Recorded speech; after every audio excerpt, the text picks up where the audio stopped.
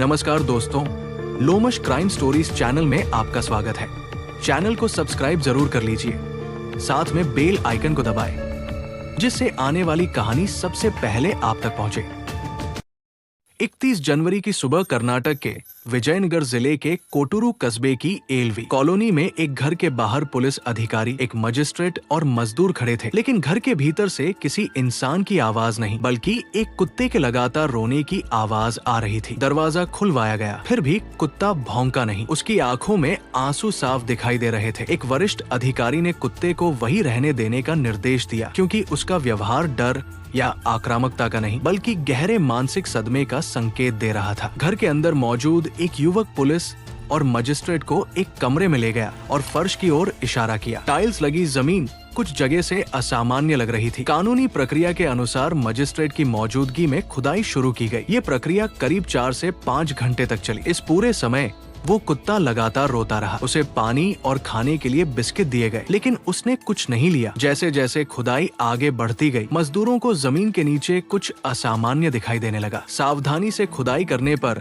सच्चाई सामने आई। उस कमरे के नीचे 3 शव दफन थे। शवों की पहचान हुई। भीमराज उम्र लगभग 52 वर्ष, उनकी पत्नी जयलक्ष्मी जे उर्फ जय अम्मा उम्र लगभग 50 वर्ष और उनकी 17 वर्षीय बेटी अमृता। वही कुत्ता इन तीनों का पालतू था। अब ये स्पष्ट हो गया कि वो लगातार क्यों रो रहा था। इस पूरे मामले की शुरुआत 27 जनवरी 2026 को हुई थी, जब 24 वर्षीय युवक अक्षय कुमार बेंगलुरु के तिलक नगर पुलिस स्टेशन पहुंचा। वो घबराया हुआ था और रोते हुए उसने पुलिस को बताया कि उसके माता पिता और बहन लापता हो गए हैं। अक्षय के अनुसार उसके पिता भीमराज, माँ जयलक्ष्मी और बहन अमृता इलाज के लिए जयदेव अस्पताल बेंगलुरु गए थे, लेकिन वापस नहीं लौटे। पुलिस ने तुरंत अस्पताल से जानकारी ली, जहां बताया गया कि जनवरी में इन नामों का कोई भी मरीज दर्ज नहीं था। इसके बाद पुलिस ने गुमशुदगी की रिपोर्ट दर्ज कर चारों मोबाइल नंबरों अक्षय, भीमराज, जयलक्ष्मी और अमृता को सर्विलांस पर डाल दिया। तकनीकी जांच में सामने आया कि 26 जनवरी को चारों मोबाइल एक साथ घर से निकले थे, लेकिन कुछ समय बाद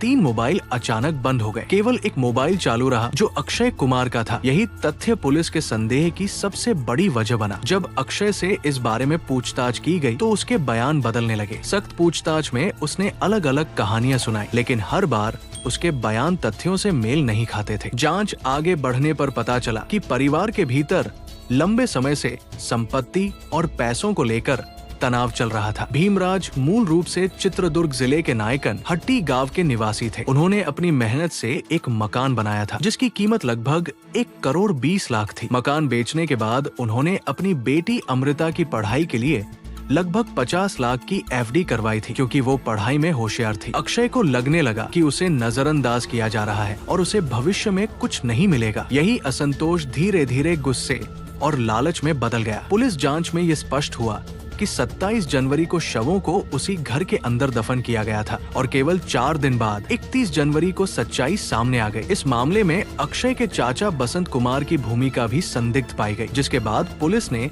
उन्हें भी हिरासत में लेकर पूछताछ शुरू की। ये कहानी किसी को डराने या सनसनी फैलाने के लिए नहीं है। ये घटना हमें ये समझाने के लिए काफी है कि लालच, गलत सोच और संवाद की कमी किस तरह एक पूरे परिवार को बर्बादी की ओर ले जा सकती। अगर आपको ये कहानी पसंद आई हो तो वीडियो को लाइक, शेयर और सब्सक्राइब जरूर करें। साथ में नोटिफिकेशन बेल आइकॉन को दबाना बिल्कुल भी मत भूलिएगा। मैं हूँ विकास लोमश, फिर मिलूंगा एक नई सच्ची कहानी के साथ। तब तक के लिए नमस्कार। सुरक्षित रहिए, सतर्क रहिए। जय हिंद, जय भारत।